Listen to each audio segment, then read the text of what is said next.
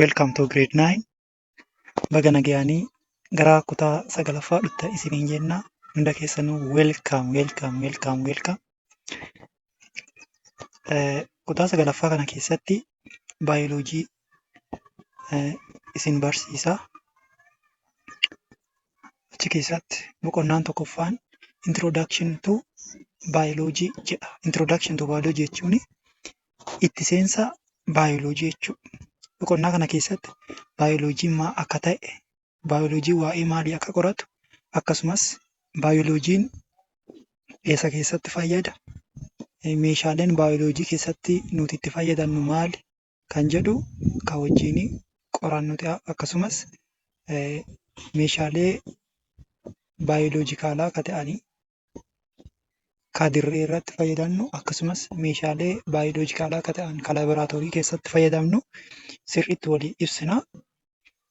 Ani Aser Daani'el jedhama. Wajjin itti hafuufnuti. Definition 1.1 Definition of biology jedha. Tokko definition of biology jedha. Hiikaa baayoloojii. Wanni duudiin jalqaba hiikarraa kaati jechuudha. Ifaa miti? Wanni duudiin jalqaba hiikarraa kaati. Itti seensa irratti living things are everywhere around us.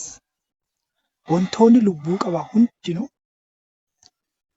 naannawa keenya bakka nuti jiraannu hunda wantoonni lubbuu qabanuu hin jiran jechuudha. Fakkeenyaaf gaafa baadiyyaa dhaqne simbirroota jiru, mukni garaagaraa jira. Kun duudiin lubbu qabeeyyii by the way. Mukni lubbu qabeeyyii keessaatii isa tokko. Adoo bishaan seenne bishaan keessallee bakka dhalli namaa gahee danda'u duudii wantoonni lubbu qabeeyyii hin jiru jechuudha. Those are humans, animals, plants, fungi and all microorganisms all show different forms of life. Dhala namaa ta'ee, bineensa ta'ee, muka ta'ee, fangasii ta'ee, orgaanizimoota xixiqqoo ijaan hin mul'anne ta'ee kun duudiin wantoota lubbuu qabanuu mul'isaa jechuudha. Ifaa miti? To understand these organisms, scientists study the branch called biology. Baayoloojii wantoota lubbuu qaban kanaa hubachuu fi saayintistoonni damee maal jedhu qoratan jechuu damee baayoloojii jedhamu qoratan jechuudha. Kanaafuu what is biology? Biology jechuun maali? Biology is the branch of natural science that studies about living organisms and their life processes. Addee sanatti branch of jedhaati natural science jedha. Addee tana branch jedha.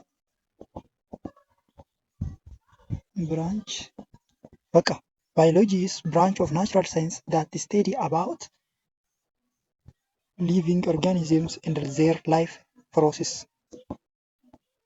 Maan qorata? Waa'ee lubbu qabeeyyii, about living organisms and their life process. Adeemsa jireenya isaanii keessatti isaan keessa darban.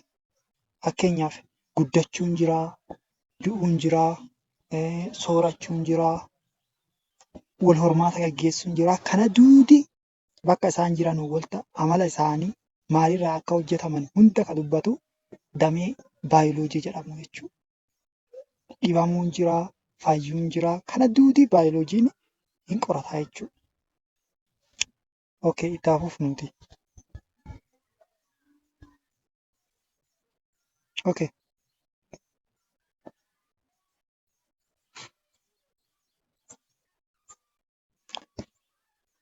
What does biology study? One, structure of living organism. Maali baayoloojiin maal qorata gaafa jedhanii tokkoffaa qaama wantoota lubbuu qabanii qorataa jechuudha. Qaama isaanii qorata jechuun biology studies the arrangement of parts in what living organisms. Maali body partii orgaanizimii lubbuun jiraatan hundaayyuu hin qorataa jechuudha. For example, human body, organ system, organ tissues, cells, and the cellular organelles all are one body organ system, organ, tissue, cell, cellular organelles, molecules, elements. Kana jechuun akkasiin bitaatonni wantoonni lubbuu qaban kana qaama isaanii qorata gaafa jennu baayoloojiin elementii irraa ka'a. Kutaa 7 keessatti waa'ee elementootaa barattanii kutaa 8 keessallee keemistirii keessatti barachaa dhuftani. Elementiin kun fakkeenyaaf kanneen akka kaarboonii jiru, haayidroojiniin jiru, oksijiiniin jiru keessattuu wantoota lubbuu qaban keessatti naayitiroojiiniin jiru. Warra kanarraa ka'ee moleekiyuulonni hojjetamu. Moleekiyuulonni kun fakkeenya kanneen akka pirootiinii, lipiidii jiru, cooma zayitaa ka jennu akkasumas bishaan jira. Kana hojjetanii jechuudha. Elementoonni wanta dacha'anii gara moleekiyuulii, moleekiyuuliin wanta dacha'anii seelulaar orgaaniilii hojjetan. Seelulaar orgaaniilii jechuun kutaa seelii fakkeenyaaf maayitookondoriyaa jechuu dandeenya, raayibozoomii jechuu dandeenya, niikuleesii jechuu dandeenya. Wantoota seelii keessa argamanii moleekiyuulonni wanta dacha'anii ka'anii isa hojjetanii jechuudha. Then cellular organelles give rise to the cells. Maali cellular organelli yookiin wantoonni seelii keessa argaman maa hojjetanii? Seelii hojjetani. Achiin duuba seeliin kun seelii hojii wal fakkaataa qabu gara tishuutti deebi'a jechuudha. Tishuun hojii wal fakkaataa qabu immoo gara maalii dhufa? Gara orgaanii dhufa jechuudha. Orgaanii jechuun maali? Qaamaa jechuudha. Gara qaamni tokkochi tishuu irraa hojjetama. Tishuun seelii irraa hojjetama. Seeliin seelulaar orgaanelii irraa hojjetama. Seelulaar orgaaneliin moleekiyuulota irraa hojjetama. Moleekiyuulonni immoo elementoota irraati hojjetama jechuudha. Orgaaniin kun qaamni tokkochi eega hojjetameen duuba orgaanii siistemii hojjeta. Isin galee orgaanii siistemii gaafa jennu sirna qaamaa kan jennuun kana jechuudha. Sirna qaamaa gaafa jennu fakkeenyaaf sirna hargansuu. Sirna hargansuu sooma qofa gaggeessa? Waawwa. Funyaan keessa jira. Afaan keessa jira, qoonqoon keenya kun keessa jira, tiraakiyaan keessa jira, biroonkaayiin keessa jira, achiin duuba somba keessa seenaa jechuudha. Kanaafuu qaamonni bacaa wal dacha'anii sirna qaamaa gaggeessan. Ammallee fakkeenyaaf sirna marsaa dhiigaa yoo ilaaltan, sirna marsaa dhiigaa keessatti qaamni tokkochi argamu eenyu? Fakkeenyaaf hidda dhiigaa, onnee akkasumas dhiigaa jechuudha. Dhiigillee wantoota sirna qaamaa hojjetan keessaa hin jira jechuudha. Kanaafuu qaamonni wal dacha'anii maa hojjetanii? Sirna qaamaa hojjetanii jechuudha. Sirni qaamaa kun wal dacha'ee ka'ee orgaanizimii hojjeta jechuudha. Human body orgaanizimii hojjeta. Orgaanizimii hojjeta jechuun akkamiini? Fakkeenyaaf nama tokkocha keessa qaama namaa kana namni orgaanizimii keessaati namni tokko jechuudha. Qaama namaa keessa sirna garaagaraatti jira. Sirni narbii jira, sirni lifaantiqii jira, sirni marsaa dhiigaa jira, sirni hargansuu jira. Sirni bullaa'insa soorataa jira. Kun duutii wal dacha'ee sirni qaamaa wal dacha'ee uuma jechuun orgaanizimii uumaa jechuudha.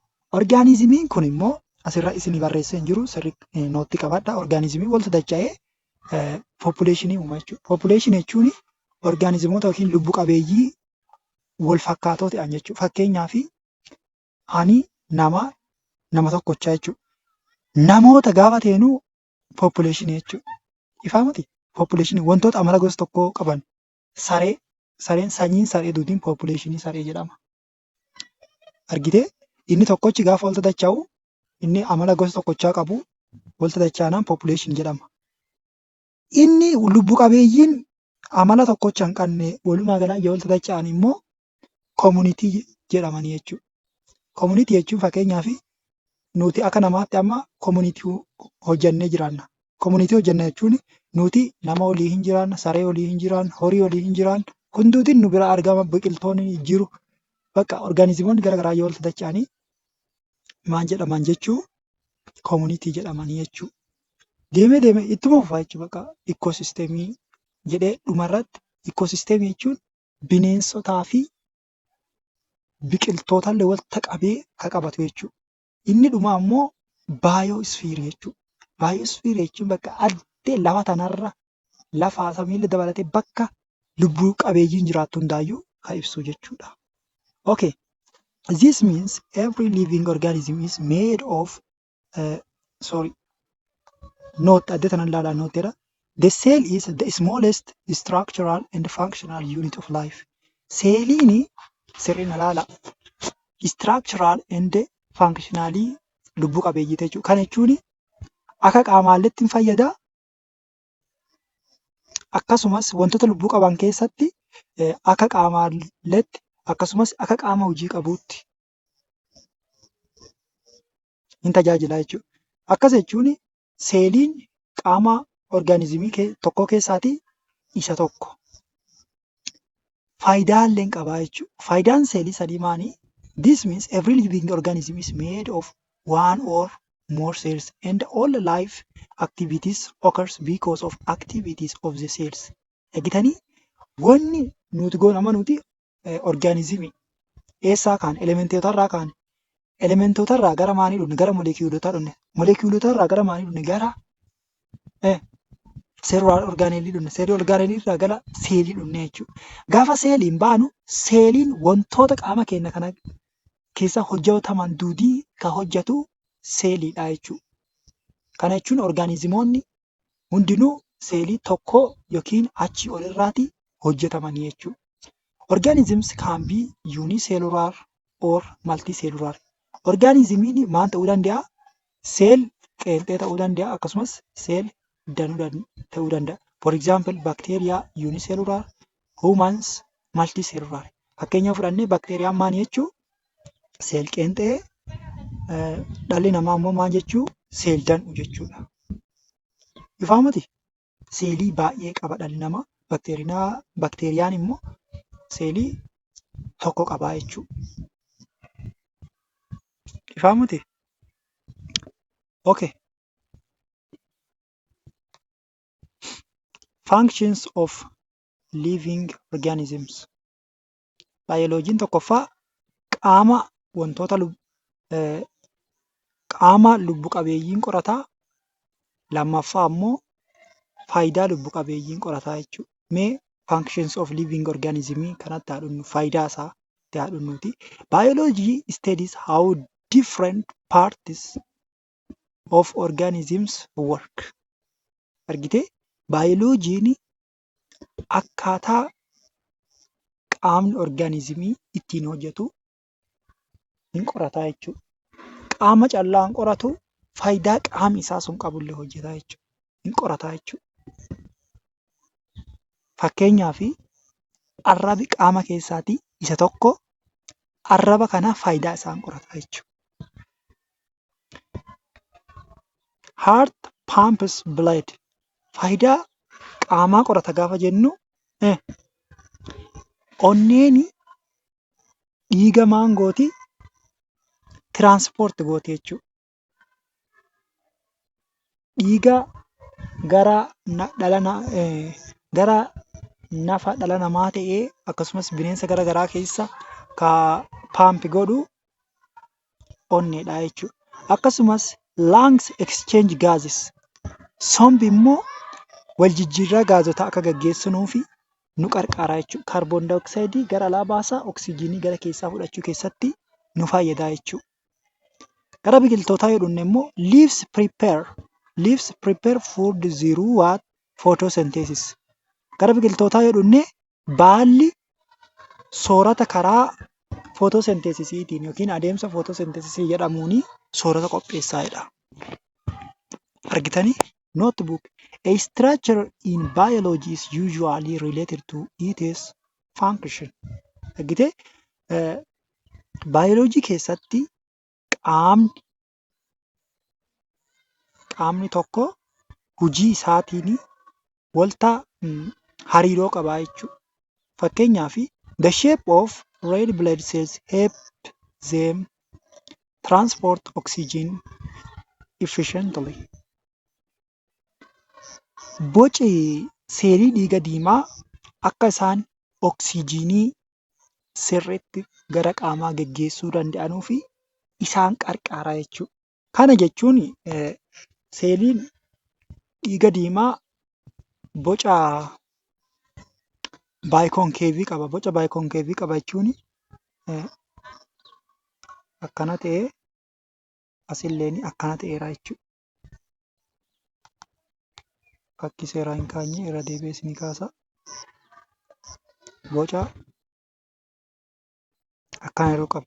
Gidduu tanaan maal godhaa? Oksijiinii fi kaarboon daayooksaayidii of keessa qabatee deemaani jechuudha. Ifaa miti qaamni tokko faayidaa hojii isaatiin wanta hariiroo qaba jechuudha. Ifaa miti? Okay, the third is growth and development of organism. Tokkoffaa maan qorata isiniin jedheera? Qaama lubbu qabeeyyiin qorata. Faayidaa qaama isaaniin qorata. Sadaffaa irratti guddina isaaniin qorata jechuudha. Growth and development. Biology study how organisms increase in size and change during their life.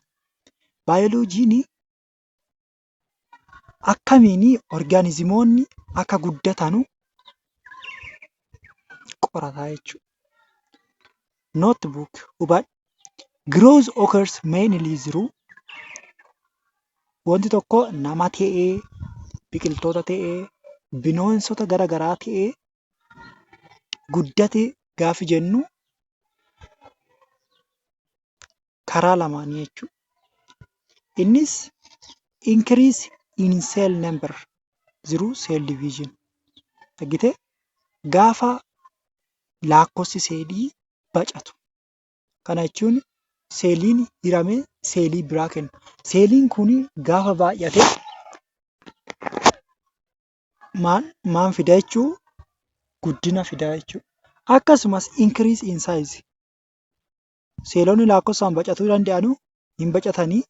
Seelonni lakkoofsaan bacachuu hin dandeenye kanneen akka maashaalee kennaa jechuun xuuncaa kennaa kuni hagaani saayizii isaaniitti dabalaa jechuudha. Boca fiitiin dabalamanii jechuudha. Okay, the fourth reproduction. Wal hormaata illee qorata jechuudha baayoloojiin kun. Orgaanizimoota qaama isaaniin qorata. Hojii qaama isaaniin qorata. Sadaffaa irratti akkaataa isaan ittiin guddatan qorata. Afuraffaa irratti akkaataa isaan waliin itti wal horanu hin qorata jechuudha. Reproduction is the ability of living organism to produce new individuals of this same species. Kana jecha species jedhu hafeera. Species bakka sanyii isaanii sanyii isaan fakkaatu bakka buusaa jechuudha. Bakka buusaa jechuun wal horaa jechuudha. Fakkeenyaaf nama yoo fudhanne, bineensota yoo fudhanne, biqiltoota yoo fudhanne haadhaaf abbaa yoo jiraatanii ilmee hin dhufte jechuudha. Akkaataa wal hormaataa hin qorata jechuudha baayoloojiin kun. It is important because it ensures continuation of life. Na reproductioniin kun baay'ee barbaachisaadha. Maaliif jireenyi dhala namaa akka lafarratti itti fufu taasisa jechuudha. Gaafa abbaan du'e ilma bakka bu'aa gosa kanaan jireenyi lafarra jiru akka inni itti fufuu fi ka taasisu eenyu jechuudha? Wal hormaataa jechuudha. Wal hormaata kana keessaallee seenee qorata jechuudha. Waa'ee lubbu qabeeyyii hunda qorata gaafa jennu sababa kanaaf jechuudha. Akkaataa isaa itti guddata, akkaataa isaa itti hojjetan, akkaataa isaan itti wal horan hundaayyuu qorata jechuudha. Types of reproduction. Gosoota wal hormaataa asexual reproduction and sexual reproduction. Wal hormaata saalmalee fi wal hormaata saalaa wal horaa jechuudha. Maaniin lubbu qabeeyyiin jechuudha.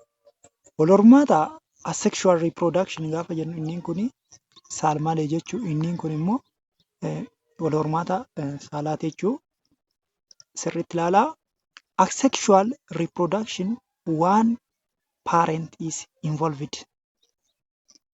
Wal hormaata saalmalee kana keessatti paarentii tokko qofatti keessa jira jechuudha. paarentii tokko qofa keessa jira jechuun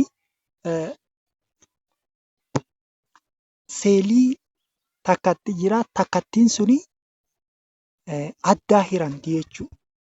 Sagalee offsprings are usually genetically identical to the parent. Maani seeliin suni isumaan mataa isiitti bakka lama qoodama waan ta'eef fakkeenyaaf bakteeriyaa keessatti fudhachuu dandeenya. Akkasumas fangasii keessatti maayikiroo orgaanizimoonni baay'ee isaanii asexual reproduction kanaan wal horanii jechuudha. Gaafa kana seeliin tokko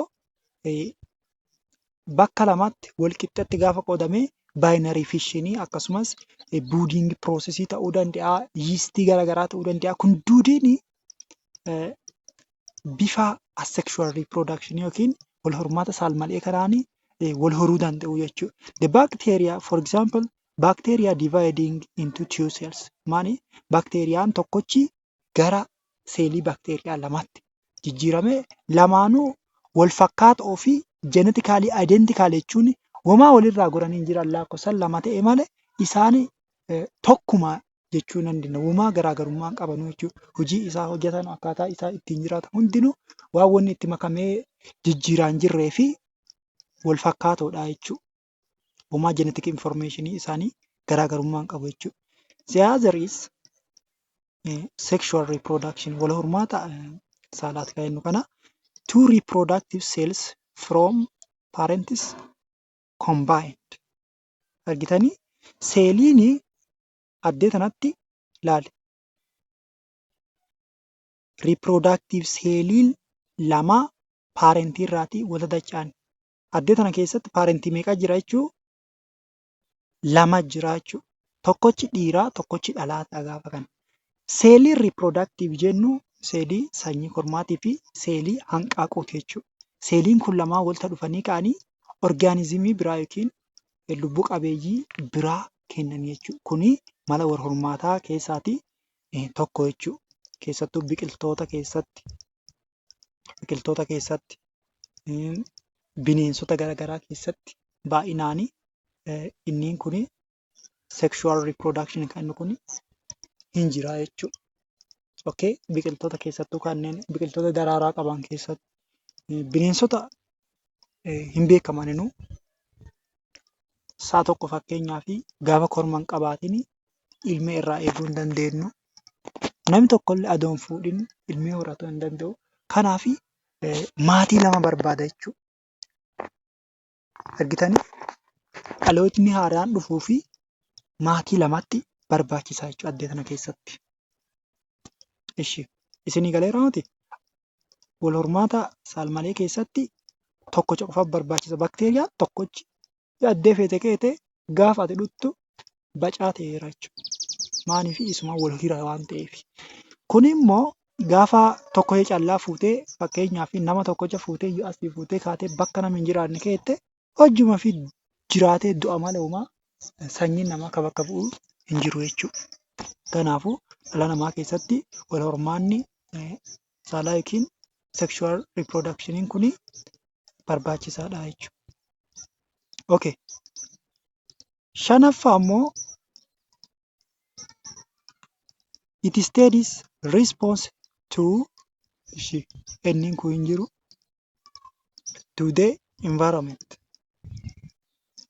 Inna response isaan environmentii isaaniitiif kennan jechuun akkaataa isaan waan naannoo isaanii jiraa wajjin hariiroo isaan qabanu akkam isaa akka interact isaan wajjin godhan hin qorataa jechuudha. Kana jechuun fakkeenyaaf yoo qilleensa fudhannee yeroo roobi jiru maanti uumamaa, yeroo aduun jirtu maanti uumamaa, yeroo sagaleen jirtu maanti uumamaa, yeroo sagalee hin jirre maanti uumama waan jedhu kana hin qorataa jechuudha. Fakkeenyaaf yeroo ho'i baay'een jiru hin danfina nuti akka namaatti bineensota biraallee akkuma sanii jechuudha. Warri danfee hin dandeenye mala hibernation jedhamuun hin fudhata jechuudha. Argitee? Kanaafuu sirriin ilaali living organisms detect and respond to the changes around them. Maani jijjiirama naannoo isaanii jiru hin beekani achiin duuba deebiin kennamuuf jechuu wantoota sanii fi these changes called stimuli. Jijjiirama naannoo keenya jiru suni stimuli ta'uu danda'a. Fakkeenyaaf nama tokko yeroo qunxuuxe maal ta'a? Hin zallalaamu ta'e? Rifate jennaan maal ta'a? Hin utaala. Kuni deebii dhalli namaa yookiin organizimoonni wantoota naannoo isaanii jiranuu fi kennanu qorataa jechuudha. Fakkeenyaaf a person removes a hand after touching hot object. Okay. Namni tokko akkuma hundi keessanuu beektanu gaafa yookiin waan nama gubaa tuqe dafee harkasii latti godhatee fudhataa jechuudha. Kuni naannoo keenya waan jira detect goone jechuun maa akka ta'e waan nama miidhamu waan nama hin miine jedhee deebiin nuti waan sanii kenninu. Yoo miidhanne maal ta'e? Yoo jaalanne maal ta'e? Gammachuun jira, boo'uun jira, utaaluun jira, reebuun jira.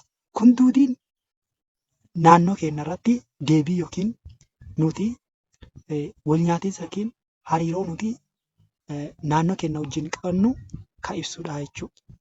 A plants grow toward sunlight. Yeroo kamuu fakkeenyaaf aduu mana cufaa tokko keessa biqiltuu tokko karaa foddaatiin dhaabne takka immoo achi naannoo dukkanaatti dhaabne tokkocha immoo alatti dhaabne wanni nuti isaan irraa arginu waan jechuudha. Inni dukkana keessa dhaabame hin guddatu. Inni naannoo foddaatti dhaabame dabee karaa foddaa lata. Isin galee achi gura dabee gara foddaa lataa. Inni ala jiru immoo seeraan qaxxalee ol lataa jechuudha. Maaliif ifa karaa duudii argata. Kanaafuu naannoo isaanii waan jiraatanii fi lubbu qabeeyyiin deebii kennanuuf qaban jechuudha. Ifaamati notebook the ability to detect and respond to stimuli is called sensitivity. Sensitivity jechuun dandeettii stimulii tokko adda baasuu fi deebii kennuuf jechuudha. Fakkeenyaaf biqiltuun mana keessa naannoo foddaatti dhiyaatee latee dukkana caalaa ifa argee karaa ifa saniiti rispoonsii inni kennumaan karaa ifa sanii latuu jechuudha. Karaa ifa sanii achi gula dabee guddata jechuudha. Hundi keessanuu yaalii kanaa mana keessanii akka gootanuu isin gaafadhaa. Sensitivity jechuun akkasii jechuudha. Jaaffaan immoo sababni nuti baayoloojii qorannuu fi energy use and metabolism. Energy use and metabolism gaafa jennu anniisaa fayyadamu.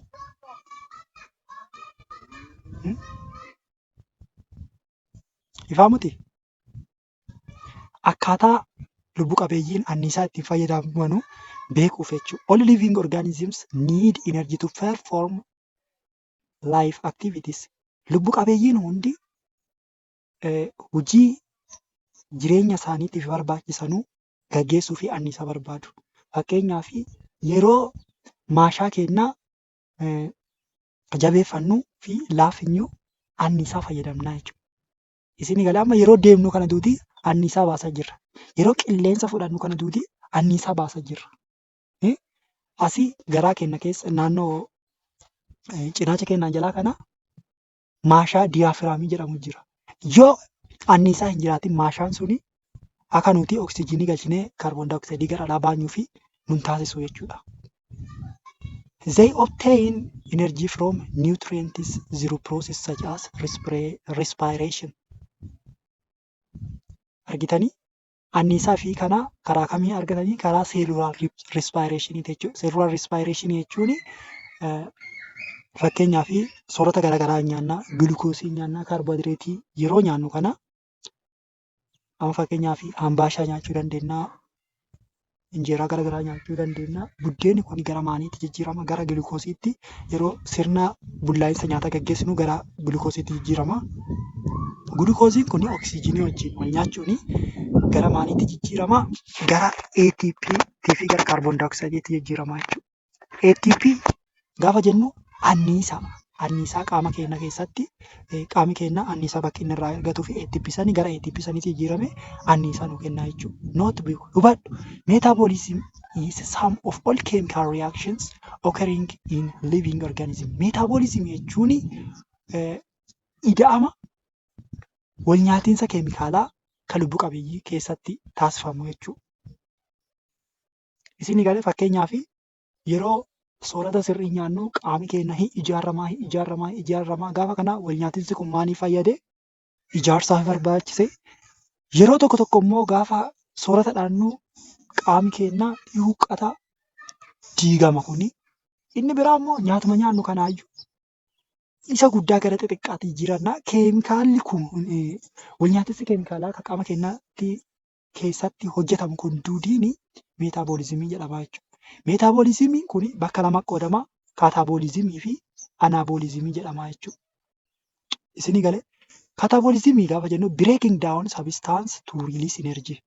Substaansii yookiin wantoota maalii caccabsuu maan godhichaaf anniisaa isaan keessaa gadi lakkisuuf jechuudha. Fakkeenyaaf yeroo soorata nyaanne maan godha hin caccabsinee gara maaliitti jijjiira? Gara garaa keenya keessatti yookiin garaacha keenya keessatti gara maalii jijjiirama?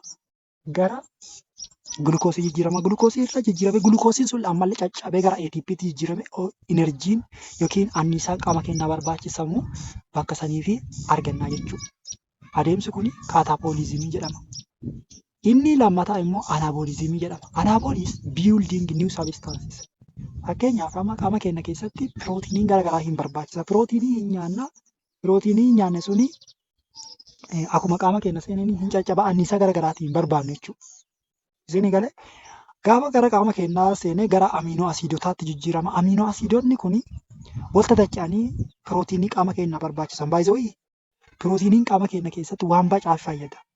Tokkoffaa maashaan keenya yookiin xuuncaa keenya gaafa waxxaru yookiin gaafa jabeessinu pirootiinii nu barbaachisa. Aktiinii fi maayosiinii jedhaman pirootiinii nu barbaachisa. Yoo pirootiinii hin jirre jireenyi keenya iyyuu hin jiru jechuu dandeenya. Maaliif sirni narvii keenya hormooniin garaagaraa kan qophaa'u pirootiinii irraa waan ta'eef akkasumas seeliin keenyallee parsantiin 55 olii pirootiinii irraatti hojjetama waan ta'eef pirootiiniin baay'ee barbaachisaa jechuudha. Anaaboolizimiin kun maali? Akka sabistaansiin qaama keenya keessatti keemikaalaa nyaaticha keemikaalaa gaggeessee molekiilota gurguddoo hojjetanii qaama keenya ijaaruu fi kan fayyadan keessatti nu gargaara jechuudha. Ifaa miti? Fakkeenya kaataaboolizimii yoo isinii kenne seelular respireeshinii. Fakkeenya anaaboolizimii yoo isinii kenne maali jechuu? Footosenteesisii jechuudha. Footosenteesisiin kaarboon daayoksayidii molekiilii xiqqaa bishaan molekiilii xiqqaa fayyadamuun oksijiinii fi akkasumas gulukoozii isa kaarboonii ja'a qabu kaarboonii tokkocha irraati ija kanaafuu ijaarsaa jechuudha. Waan kana duudii baayoloojiin sababni nuti qorannuu fi waan kana duudii hubatichaaf jechuudha.